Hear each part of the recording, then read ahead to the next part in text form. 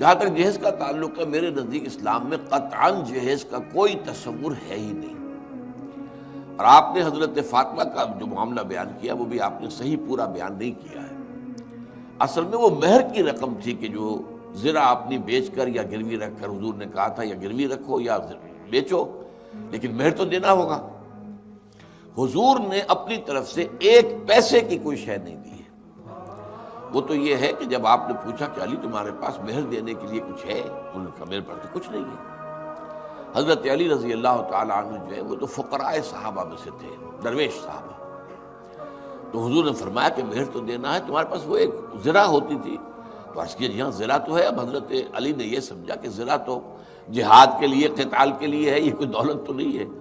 لیکن آپ نے فرمایا جاؤ اس کو بیچو یا گروی رکھ کر قرض لو، تو مہر تو دینا ہوگا۔ وہ گئے ہیں، انہوں نے اپنی زرہ بازار میں جا کے آواز لگا دی، یہ برائے فروخت ہے۔ حضرت عثمان نے خرید لی رضی اللہ تعالی عنہ، وہ 300 درہم میں یا 30 اشرفیوں میں، یہ مختلف فگرز ہیں۔ وہ لا کر حضور کے سامنے رکھ دیے۔ اس میں سے حضور نے کچھ جو ہے اندر بھیجا کہ دلہن کی تیاری کے لیے کوئی خوشبو وغیرہ یہ وہ چیزیں، اور کچھ سے وہ سامان تیار کر دیا کہ جو ان کے گھر کے اندر ضرورت تھی لازمی۔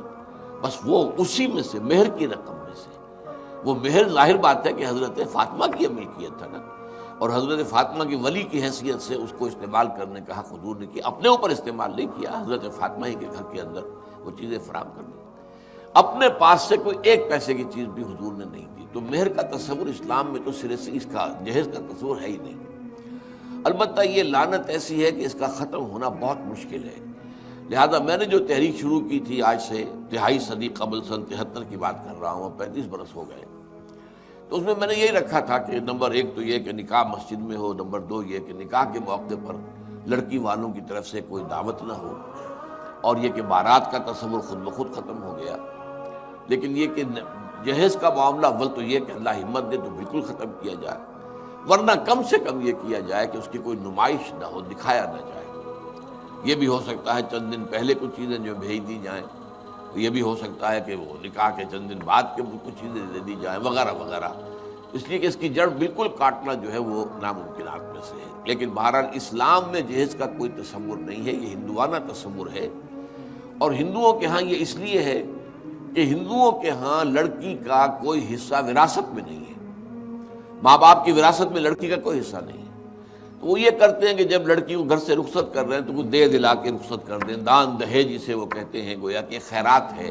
یہ لڑکی کا حق تو ہے ہی نہیں، یہ تو در حقیقت ایک خیرات ہے جو دی جا رہی ہے۔ تو یہ تصور ان کا ہے، لیکن ہماری ہڈیوں کے اندر وہ یوں سمجھیے کہ وہ داخل ہوا ہے۔